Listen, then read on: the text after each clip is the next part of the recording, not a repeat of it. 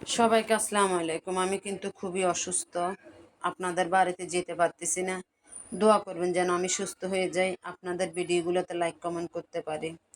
তো আজকে এখানে ছোট মাছ রান্না করতেছি, এখানে একটু পান্না কচু রান্না করতেছি। কি করব, বাসায় অনেক মেহমান, রান্না না করাও উপায় নাই। তবে একটু আমার জন্য বেশি বেশি দোয়া করবেন যেন আমি সুস্থ থাকি, বাচ্চাদেরকে নিয়ে খুব ভালো থাকতে পারি। আপনাদের কাছে আমার এতটুকুই অনুরোধ। আমার বাচ্চাদের জন্য আমার জন্য একটু দোয়া করবেন যেন আমার ছেলে মেয়েকে নিয়ে আমি ভালো থাকতে পারি।